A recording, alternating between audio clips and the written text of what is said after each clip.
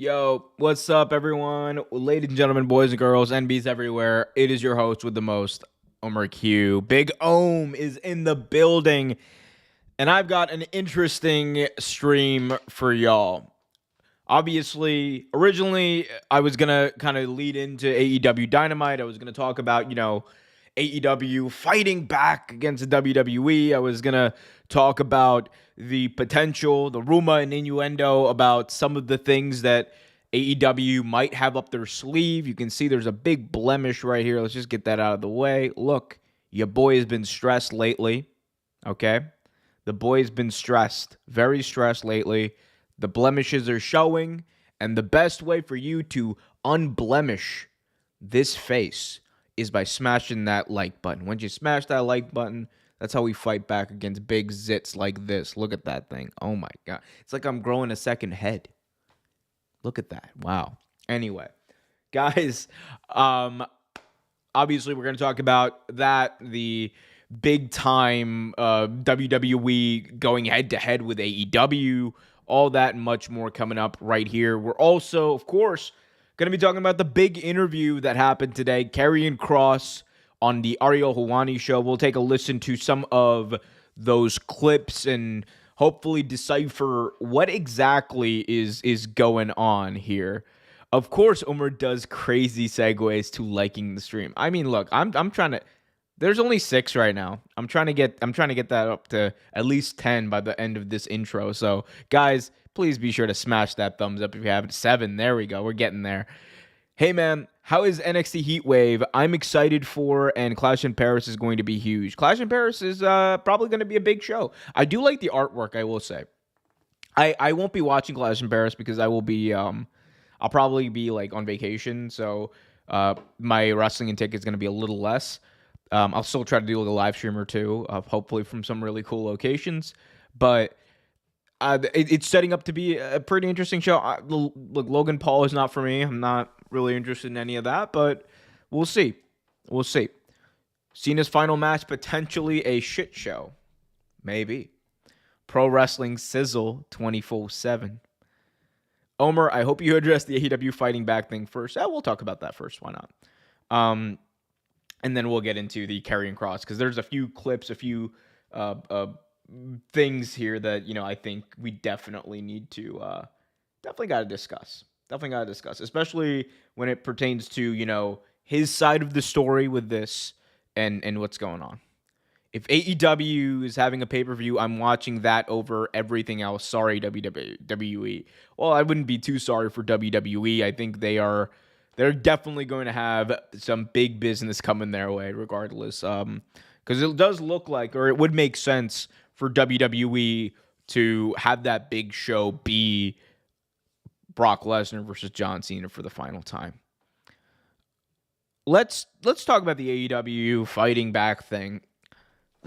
So a lot of this was really motivated by the rampant speculation of what AEW might have up their sleeve. And we know the big story that post-wrestling has already broken. I discussed it just a couple of days ago on my stream. Actually, I think it was like Monday, right? I discussed it on the stream. And, the idea of WWE deliberately doing a pay-per-view across... I'm sorry, Leo, this popped me. The title is crazy. I read it like Karrion Kross blasts WWE and AEW, to fight back against WWE. That, you know what? Maybe, look, if the bait is working, the bait is working. Although there is no bait here. I want to be clear. I am talking about things. But I'm sorry. It took me, the ADHD kicked in like a mother. Anyway, so obviously, we know the WWE is trying to run this big show. It would make sense for this to be the Brock Lesnar-John Cena match. It would make sense for them to announce this and try to build up hype. I suspect it's probably going to be Bad Blood or something like that. Maybe they have Cena versus Lesnar last time ever in Hell in a Cell. This doesn't matter what they do. AEW is running a show that same night, All Out, one of their biggest shows of the year. I would say probably their second biggest show of the year behind second or third biggest show behind either definitely All In, and you could probably interchange that in Forbidden Door. But tickets for that show have sold pretty well. They have 9,000 tickets sold. So I don't think it's going to make a direct impact on what they do in the building. I think there is certainly an argument to be made for what that is going to do for their pay-per-view buys. I could see that dipping slightly, but there is a way for AEW to hopefully counteract that for them, and that would be booking a show around some major matches, some major moments. I am certainly of the belief that AEW is going to run Toronto all out, and it's going to be Edge and Christian, Cope and Cage, whatever they're going to be called, for the final time, challenging for the AEW. You see what I did there? The AEW World Tag Team Championships. I think this is going to be their last run with a potential World Tag Team Championship. And I think that if you were to do that, then that is your best shot of trying to compete with that moment of Lesnar and Cena for the last time. Well, you give the reuniting of Christian Cage and Adam Copeland for the first time in well over a decade. I think it's been 14, 15 years at this point. I don't know. I see Gerard Clark in the chat says AEW should move All Out to the afternoon, All in Texas. They could potentially do that. The only issue is, I think WWE has been kind of tight-lipped about this, and I think the reason is, and the overwhelming belief is that WWE benefits more from kind of waiting to see what AEW does or doesn't do until the last minute. Because look, WWE could announce this pay-per-view legitimately 3 weeks in advance, 2 weeks in advance, and probably still sell 10,000 to 15,000 tickets. That is just the juggernaut that WWE is as far as exposure to the casual fan. Now, y'all in the chat are getting me today. Now, so that they're not worried about them selling tickets. This is a move to hurt AEW. Let's be honest. Whether you're on Team WWE, Team AEW, the reality is it's a move to hurt the business, stifle the business for the pay-per-view buys. And they're not concerned with that because they know that they're going to, WWE is going to win the social media battle as far as clicks and impressions and all that. They're going to dominate. Quality of the show, obviously, is in the eye of the beholder. And I think AEW pay-per-views, their track record speaks for themselves. They're most of the time very good. So anyway, for WWE, they're not concerned about it. What they have, the advantage they have is they can wait until the last minute to announce hey, okay, we're going to do this at 7 p.m. Or if, let's say, for example, tomorrow, AEW announces, all right, we're doing All Out at 3 p.m. What's there to stop WWE, who has not officially announced this show? What's there to stop them from saying, all right, we're going to run a show at 3 p.m. on a Saturday? What is there to stop them? Because I don't think, the goal here, right? The goal here is to have not only this big match, John Cena, whatever. The goal seems to be to hurt AEW. And for WWE, if you're going to be as aggressive as you want to be, and as they seemingly want to be, it would make all the sense in the world for them to wait it out to see if AEW makes a move. And if they don't, you just announce it 2 weeks in advance. You sell your 10 to 15,000 tickets, and you build it around Brock versus Cena, and that will sell, and people will watch, and it will dominate the social media buzz. It will dominate all that. So we'll see. As far as what else AEW can do, I mean, again, if you're AEW, the thing you have to do is you have to believe that, number one, you have a core audience out there of right around 100,000 people who are going to watch your show no matter what. And that has been the prevailing case. That has always been the prevailing case ever since 2021. They've been I think they've been under 100,000 pay-per-view buys like once, maybe twice for a pay-per-view, which is strong in considering where they are in this market right now. So if you're All Elite Wrestling, your goal here should be, number one, maintain the momentum you have, maintain that. But number two, make that show a must-see event following its premiere. Make that show something that people have to go back in order or go back and watch. The best way to do that is stack the card. There's a few matches that I think you can run that would do that. Obviously, Cope and Cage, that is a big selling point. That is a major selling point you can do. You have that. They're going to do it, probably. So it makes all the sense in the world for that to be the case. But what else do you have? Well, if I'm Tony Khan and WWE is being as aggressive as they are to my business as I'm seeing right now, you have a few aces in your hold that you have been waiting to pull the trigger on that probably, honestly, you've waited too long to. You just got to do it. The big one for me, the big one that I've been waiting on, we've all been waiting on for 4 years at this point. 4 years that I think at this point you just have to do it because you don't know whether or not either man is going to be able to physically. The match that I would put on would be one of the best wrestlers of all time against another person who's one of the best wrestlers of all time, who's also a native Canadian, who's going to help with that local marketing. Kenny Omega, Bryan Danielson. That's the match that I would put on. I would have that be your big singles draw for the match. Or for the card, excuse me.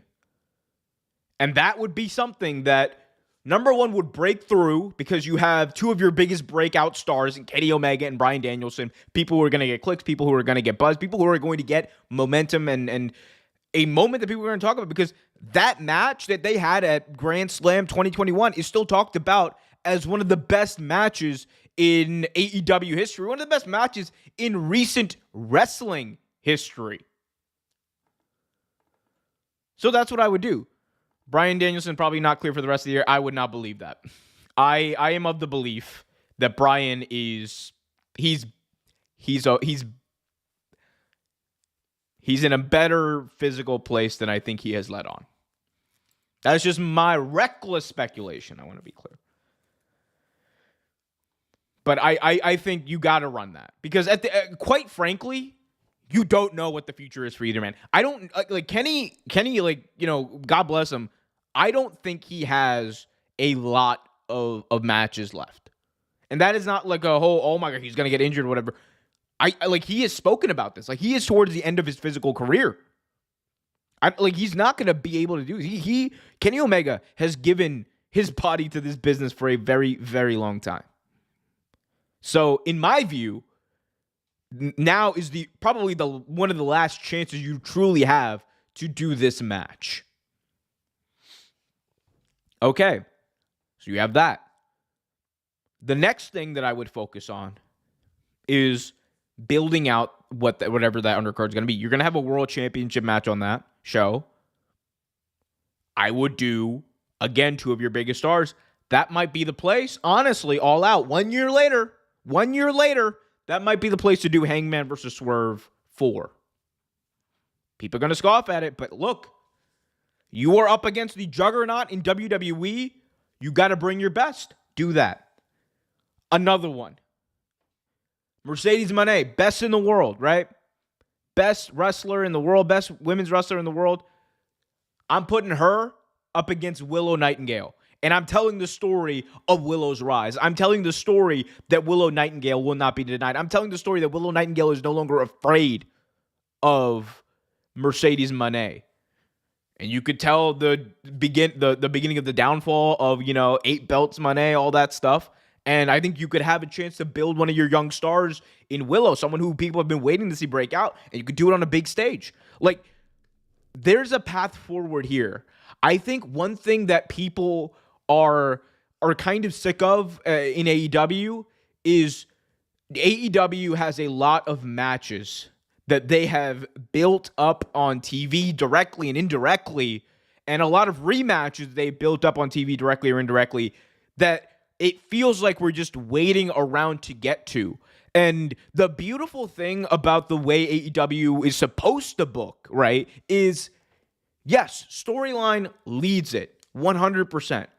But AEW was always presented as more of a sports product. So my whole thing is, you can say as a booker, as Tony Khan, I have seen the full body of work of X wrestler or whatever, and they are up for a championship. And it is my job to book amazing championship matches, just like Dana White does in UFC. And there's a complete kayfabe storyline reason to do that. So it's not, and like Wall Street Money, I see you in the chat. What's up, man? They always cook when it comes to All Out, 100%. But it's more about cooking. It's about making a statement. Because a lot of times AEW kind of holds back, right? It feels like they hold back. If I'm AEW and WWE pulls this, I'm hitting them with my best shot. I am hitting them with Swerve versus Hangman. I'm hitting them with Mercedes versus Willow. I'm hitting them with the finals of an AEW. I almost did it again, Gerard. Of an AEW Women's Tag Team Championship tournament. I'm hitting them with Cope and Cage in the main event for the AEW World Tag Team Championships. I'm hitting them with Tony Storm versus another major name on that roster. I'm hitting them with everything I got. Because at the end of it all, you can't just coast. AEW did not get to being as prominent as they were in 2021 on coasting, on doing good. They did that by being the best and booking the best matches. They got to do that. They got to do that. And if that happens, I think something that Wall Street Money just said in the chat is going to come true. At the end of the day, us fans are winning. And you know what it's going to force WWE to do? It's going to force them to look up and down that card and be like, all right, bet we're not going to just have Brock versus Cena. We're going to have actual matches that aren't just freaking filler. Because that's what a lot of WWE pay-per-views, PLE, that's crazy. That's a lot of WWE PLEs. They're filler. They're filler. They are filler. So to me, I'm just saying, you got to hit them with your best shot. I'm not winning when it comes to WWE at all. They should book Jack Perry to beat Hangman. That'll get the internet talking. Not in a good way. Not in a good way.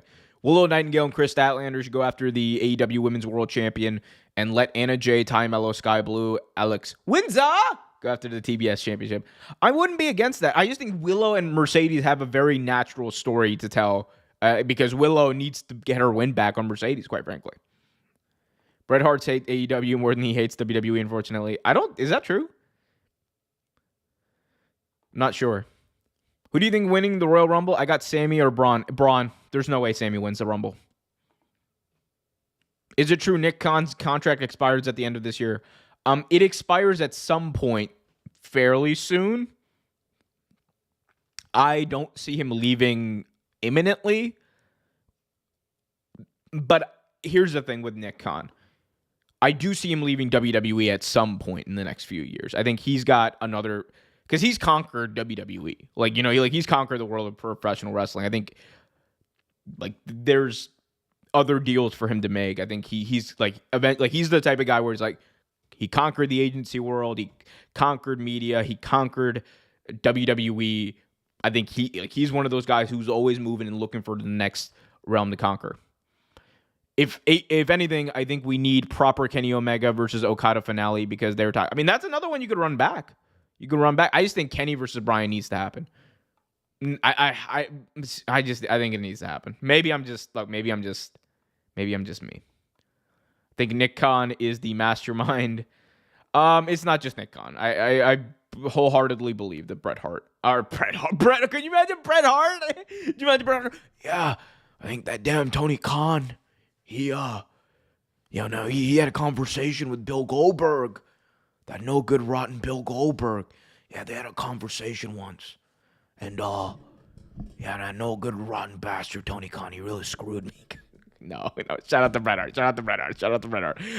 Triple H is who I was trying to say. Oh, that no good bastard Triple H. No. Yeah, no, I Triple H, Nick, also had something to do with it, in my view. Anyway, guys, you know what? I have something to do with talking to y'all about wrestling, and I do it all the time. And the best way for you all to support me directly is by smashing that thumbs up button so as many people as humanly possible see this stream. Please, please, please. There's like 30 of you in here, and we appreciate all of you. But be sure to smash that thumbs up. Like it. Please. Just found out Seth wasn't injured. I got worked, buddy. A little late for that. Imagine Nick and Tony Khan working together. I don't foresee that happening, considering they are not on good terms. Tony sent Nick Khan a legal letter a couple of years ago, and they have not been on good terms. Anyway, so look, that's where I would go if I was AEW. I think it is time for them to aggressively fight back because, quite frankly, like this is a power move by WWE. And if you let them get away with it once and you don't hit your best shot, you don't start doing some of these rematches and putting on these legendary historic level shows, then, you're going to stay at whatever level you are now. You're never going to beat WWE, but your job as a challenger brand is to take up more of the market share. If you're a business, like strictly from a business standpoint, that's what you're supposed to do. And I think AEW needs to start acting like it. What do you think about Dynamite tonight? Well, hold up. Let me actually just pull up some of these matches. I saw the card, or I saw some of the card here, and I kind of look, guys. I got very excited. Potentially made a mess. Interpret that however you may, because look at this. You have a trios match. LFI, led by Rouge, going up against the Ops. I don't know why this isn't for the Trios Championships. Give my boys LFI the Trios titles, people. Come on now. What are we doing? Give them the Trios Championships. But I'm excited. Anytime I see Rouge, I'm hyped. You also have a women's Trios Championship, or women's Trios Championships. You got to get the tag belts first. But you have the women's trios. You have a women's trios match, Mercedes, Tekla, Sky Blue versus Queen Aminata, Alex Windsor, and Willow Nightingale. That's going to be epic. You got 6 absolutely badass women, some of the best on the planet, going at it. And then, of course, you got Jon Moxley, who's just on a side quest of all side quests, going up against Kevin Knight. Amazing. That's going to be a good match.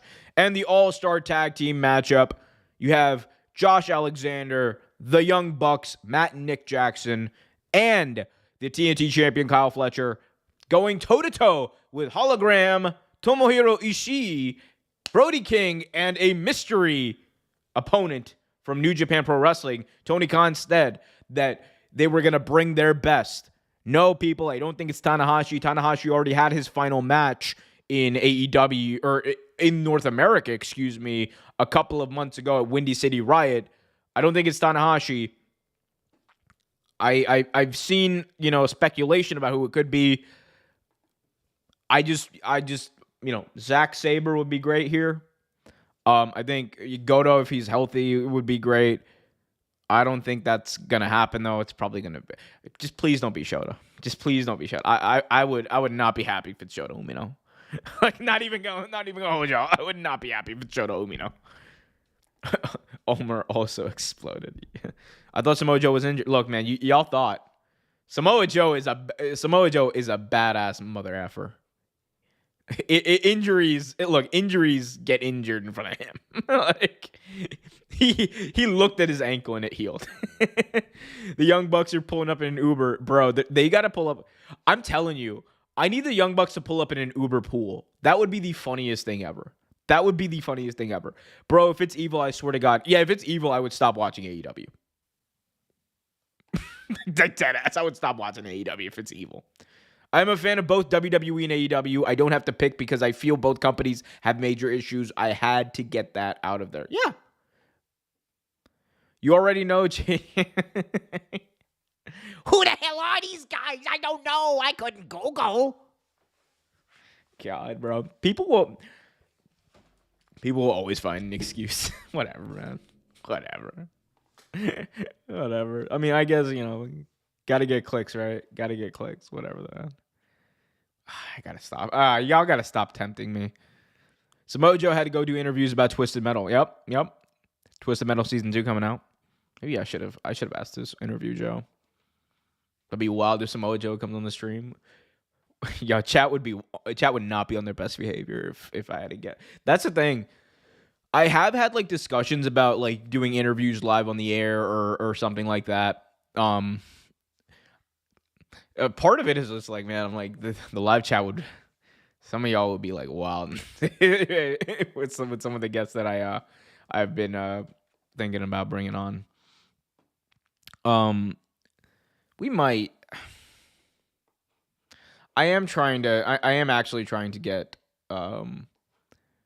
one specific, or I guess 2 specific guests at the same time. I have to work that out, but we'll see. Maybe I'll do that. I just need to be more on top of it. If Samoa Joe was here, we'd be climaxing, and it wouldn't be the G. It would be the G spot. Oh my! Hey yo,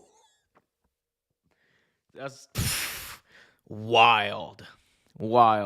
Did you just read my post I just sent a minute ago? I did not see it.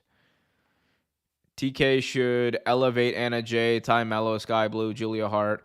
From AEW's inception through post-pandemic, they should be champions. I don't want them in WWE. I think they will be under the new, I think Anna Jay, Ty Mello are definitely going to be fixtures in the tag division. I think Sky Blue and Julia Hart are building something really good with the Triangle of Madness.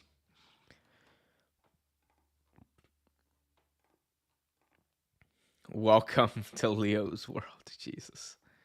Da-da-da-da. Overall, AEW's been on fire. Or overall, this year, AEW's been on fire. I'm a WWE fan, but feel WWE insults my intelligence. AEW puts pro wrestling show. I am a pro wrestling fan. I feel that. I'm just like not a... WWE has just not been an inspiring product as of late. It has not been an inspiring product as of late. Outside, consistently outside of the women's division, there's just no consistency there, unfortunately. I would love to see you interview Samoa Joe. Would say a lot about WWE, AEW, and TNA. I mean, I would like. Here's the thing. I would be definitely asking Joe about like. My thing is, I would definitely over-index like my ROH and TNA questions if I ever like actually spoke to Samoa Joe. I would just be like, yo, man. So like. You remember when you like drew that like dick on your face? Like y'all remember like when Joe used to No, that was the joke online. I want to be clear. That was the joke online. That was the joke online. That Joe used to hold up. No, I gotta pull this up before y'all start crashing out. Samoa Joe face tattoo. So there was a time in TNA where Samoa Joe had like a face tattoo, and I'm not trying to, I'm trying to be sensitive here. But like, it's very penisy. That's look. I understand that there was an intention here. I fully understand that there was an intention here. I just am not completely sure what that intention was because what was this? It was like 2010, 2012 or something. That was that was like 12-year-old me was like, that is a penis. It's a nice one though. 12-year-old me said that is a penis. That's crazy work. Oh my god.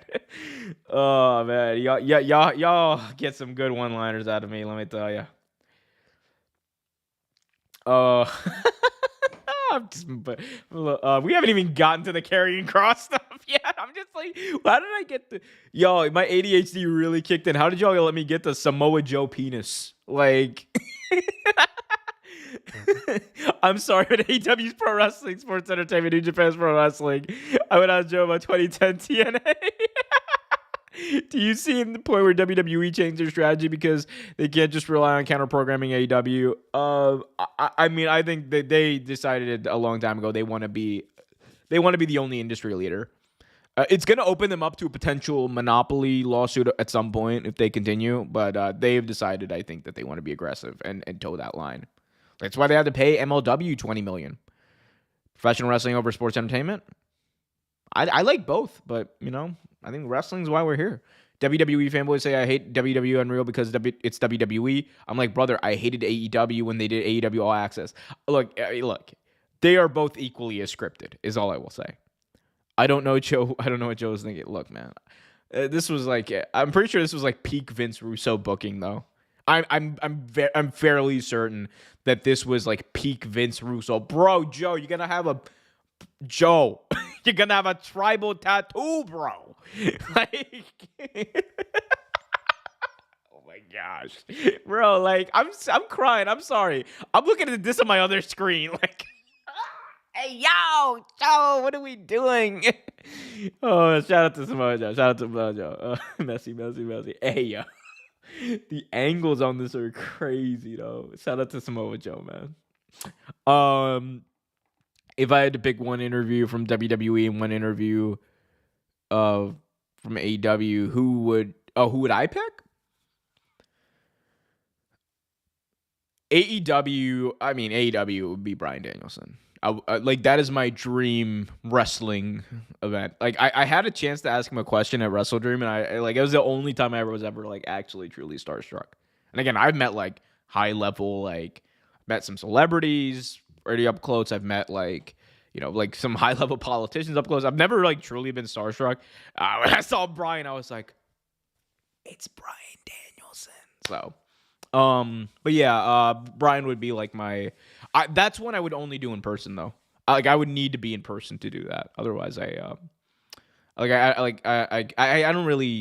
probably couldn't do it over Zoom. It would be fun to see him roast TNA during the 2010s because he was given some crazy storylines. Yeah, he was. I remember when Joe got Jeff Hardy about drinking on Smack. Yeah, that was like not even the first time someone had gone after Jeff Hardy for his alcohol stuff. In WWE, though, it would be... Who would it be in WWE? Probably Sammy. It would be Sammy.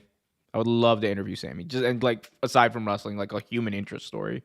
Because I'm very like supportive of the work that he has been doing with Sammy for Syria and also raising money for Palestine.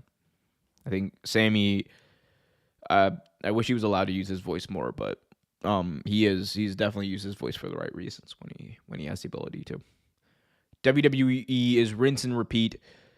Same people keep winning titles. I'm glad AEW put the belt on Kyle Fletcher. Young up-and-comer, killing it. MJF outside the title picture leaves others a chance to grow too. I do think MJF is going to be the champion next. I do believe that he will be winning the championship next.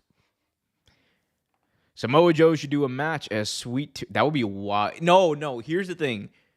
They need to find a way to do Samoa Joe versus Sweet Tooth. That's what I want to see. That's the type of bullocks I want to see. Like you want to give me trash wrestling. Give me trash wrestling. Find a way to... You remember how we had Kane versus Imposter Kane? Do that, except with Samoa Joe versus Sweet Tooth. I don't care how you do it. Just do it.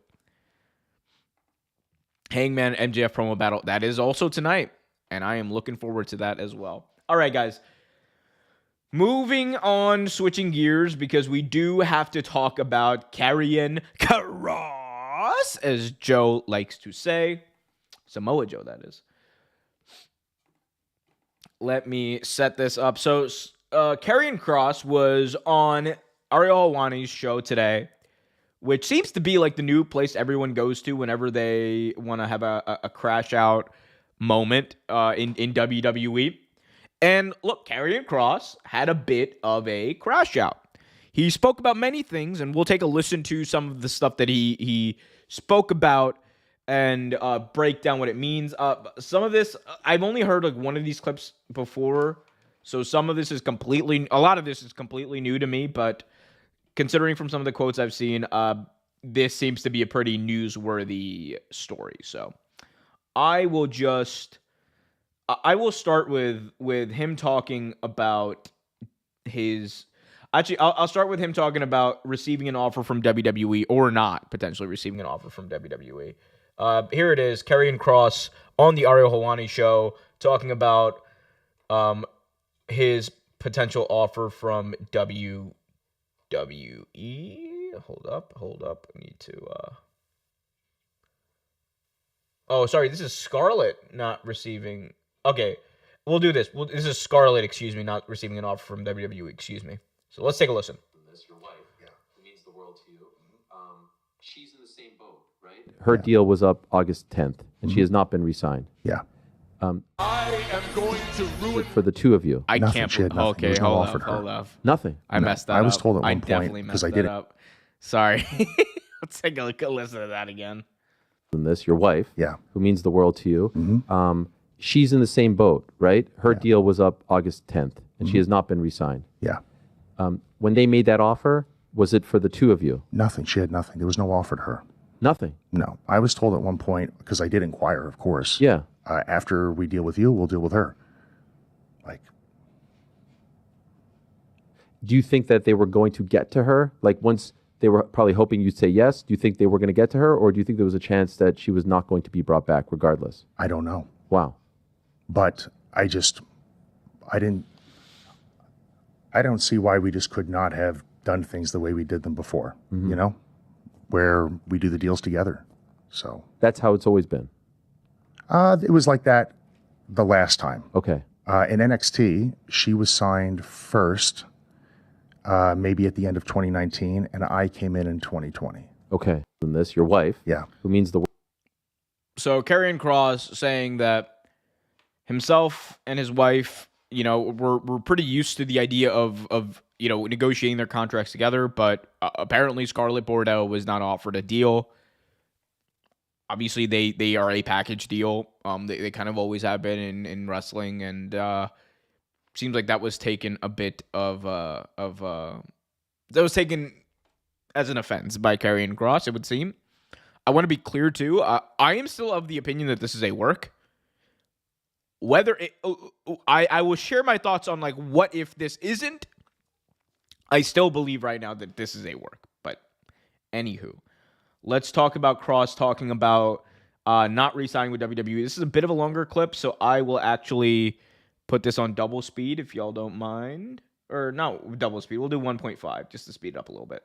I've been interviewing pro wrestlers. I was on a Montreal local radio show in 2000 before I went to Syracuse University. It was called In the Ring on CFMB 1280 AM, midnights on Fridays. I have never asked a pro wrestler the question that I'm about to ask you. And the reason why I've never done so is because I have so much respect for what you guys do and for the history of the business. People can talk about the unreals and all that stuff. I think there are certain questions that you shouldn't ask out of respect for what you do and what it's all about. I appreciate that.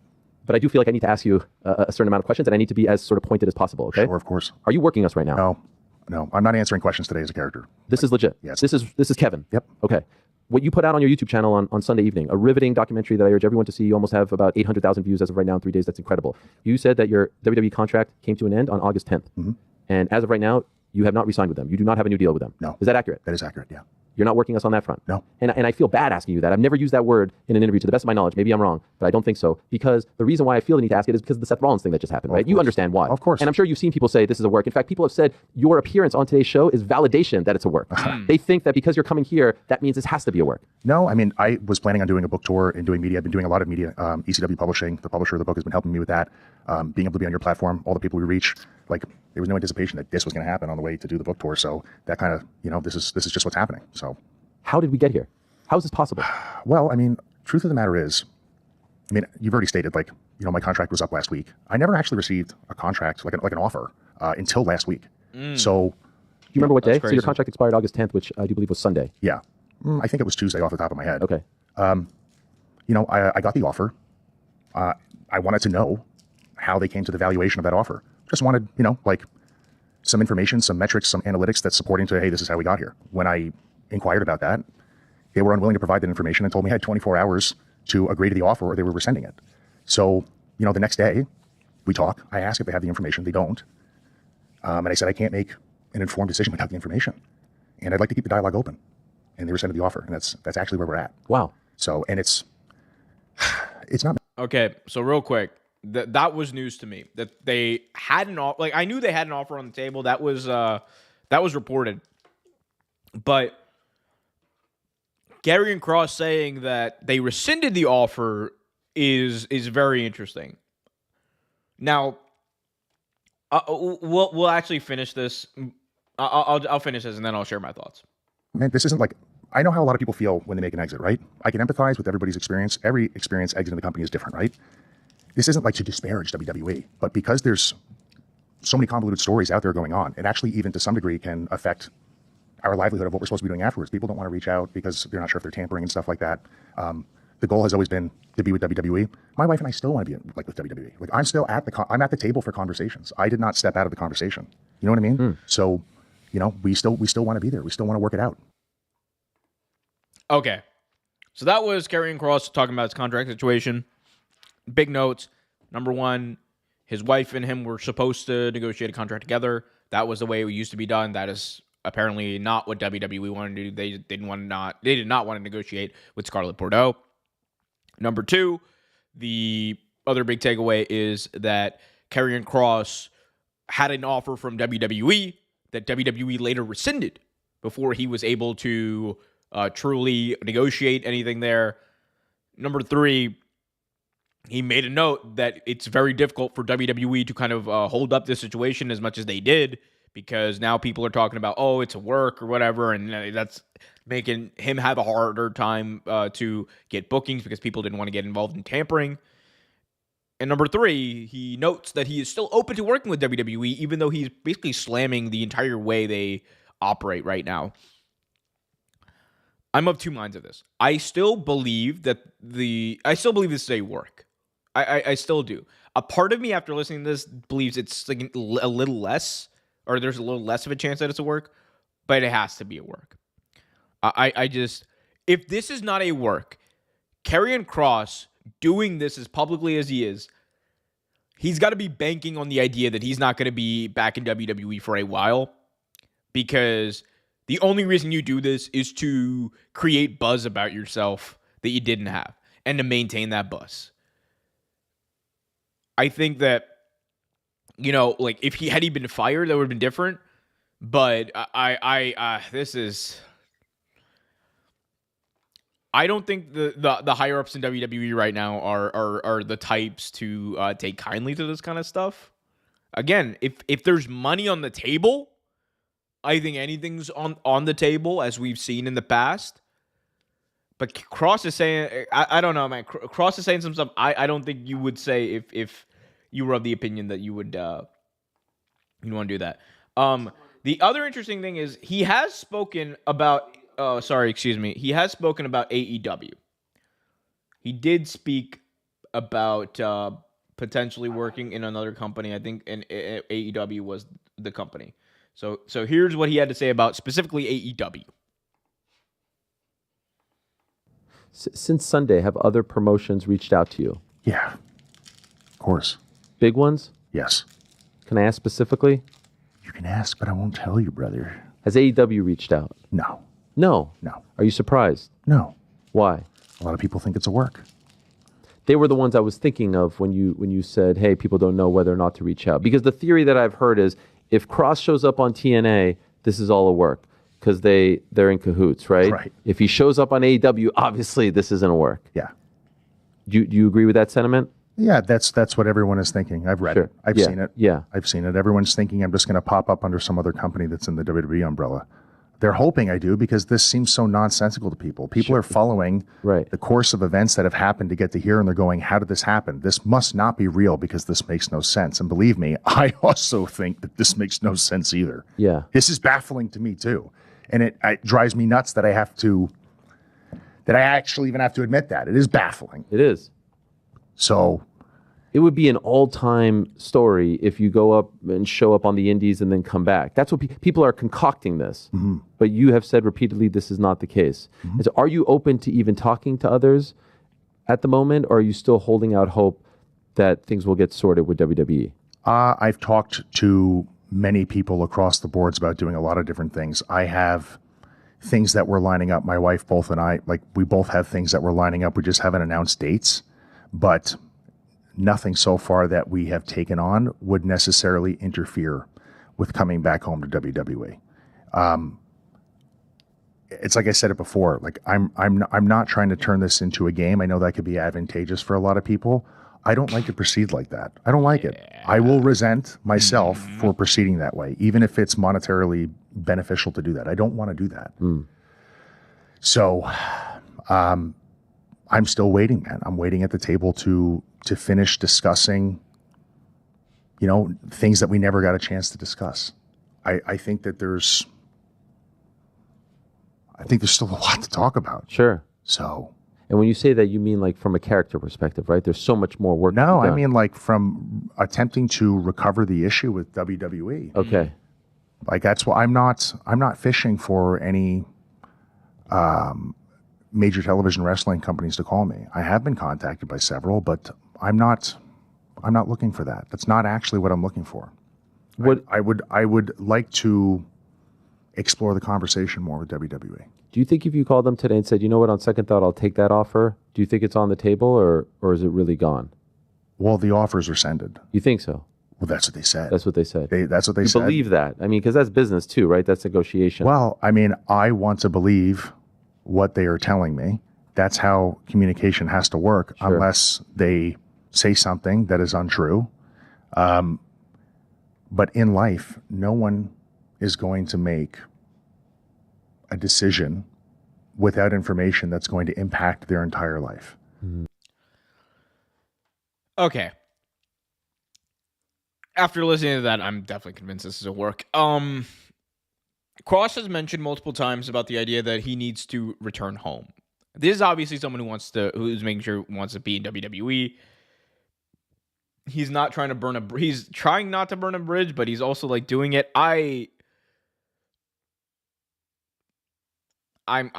think this is a work. You listen to what he said, right? About even AEW. He's like, I have not talked to AEW, talked to several other major television companies. I think it's completely irrational for someone to think, okay, if Kross ends up in TNA, like there's definitely like a WWE connection there. Like WWE kind of was like, all right, cool. You're allowed to. Like, I think there's a chance that Kross is legitimately a free agent, by the way. And WWE's working everyone on that. Like, and they're doing the Brian Pillman gimmick. I think there's totally something there. But part of me is also like, if they were doing that, I think maybe the gestures would be a little bit more overt. We don't know. Kross versus the establishment. I know it's a work when he said WWE is home. He wants to stay there forever. I mean, that's what a lot of people say. Do the 90 days apply? As Leo Relic pointed out, he was not released. So traditionally, WWE contracts, when they expire, do not have any sort of non-compete associated with them traditionally. And you're free that time. If you are released, you usually have, if you're on the main roster, a 90-day non-compete. If you're in NXT, you have a 30-day non-compete. Give me a percentage of Kross is working us and your thoughts about using releasing to work fans, because I don't want to wonder every time there's a release. I will say WWE does not usually like do this. Like the R-Truth thing, like people are still like, oh man, like, like Triple H said, oh, it's part of the show. The R-Truth thing was real. And Ron Killings confirmed that he was let go from the company. So I don't think that's the thing. I think the reason why I think this is a work is just because of the way things have played out. It just smells of a work to me. We will see. I could be wrong. And I'm very, very, very much open to being wrong. And like, because at the end of the day, like, this is like non-consequential to me directly. But I if I had to guess, I would say it's a work. I think the bigger thing is like WWE working the boys. working in the locker room. I think that's a bigger issue that they're going to run into over the next couple of years. I can't take nothing WWE seriously there until they're gone. I hope it's a work. I don't want to see him get fired. He did not get fired. Kross to AEW, new head of board or new head of House of Black. Yeah, no, I would not be. I would not hold your breath on him joining AEW. I think a lot would have to happen before Karrion Kross joins AEW. I look at it like this. They're not going to use him while he was in the company in the first time. Why come back and remember this is his third step if he does resign with the company? I mean, I think there's money in this gimmick, and WWE want to print money, so. Nah, bring Kross to New Japan Pro Wrestling. I'm a New Japan Tribalist now. Yeah, no, this is the wrong time to be a New Japan Tribalist. Like, here's the thing. 3 months ago, fantastic time to be a New Japan Tribalist. Y'all were cooking. We were cooking. Hell, I was a New Japan Tribalist 3 months ago. But, bro, Ghetto needs to be stopped. Ghetto needs to be stopped. That man cannot book. He needs to be stopped. He's a monster right now for what he's doing to New Japan. I'm not going to lie. If I were him, I would look to go elsewhere. I'm not saying to go to AEW, but after seeing what happened in Truth, I mean, yeah. If I'm Kross, I mean, I think there is money in WWE. I think there is money in returning to WWE. That's just my opinion. All right, guys. We got about 17 minutes till Dynamite comes on the air. I have a few things I have to do. Just a few programming notes. Number one, there will be some changes to the channel over the next couple of probably weeks. There will be like a big kind of announcement that I roll out. So please be on the lookout for that. I will be at Forbidden Door. I'll shoot some content there, and we'll try to go live from London and do some fun stuff there. And I'll take you all with me. But there will be a good change for the channel, I think, coming very soon, and I'm excited to announce that. The other thing that I wanted to say is I'll have like a video essay going out over the next couple of days. Depending on what's going on, I'll try to do a live stream, but the setup's going to be different if I do it, just because I will not have my laptop with me, so we'll be doing it through the phone, and we'll see how that goes. But gonna be trying to do that. I have a personal thing I need to take care of over the next couple of days, so I appreciate y'all and your patience while I attend to that. And as always, I appreciate every single one of you. Shout out to Adrian, who Kenny and I saw at All In. Shout out to Adrian. He gave a hint when he mentioned the Righteous. Yeah, I also think the Righteous are probably WWE bound. So this is a work. They should bring him back as Killer Kross, not Karrion Kross. That would be crazy. Or Kevin Kross. Kevin Kross. Ugh. All right, guys.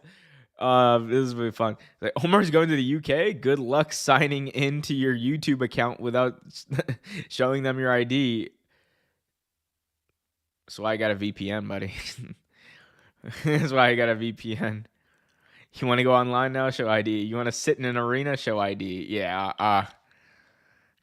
Yeah. Starmer's. Yeah. Starmer's gonna be. You know what? Maybe. All right. We're not gonna get into any of that because I have to go to Forbidden Doors. So yeah, I will save my thoughts on the greatest prime minister of all time, Keir Starmer.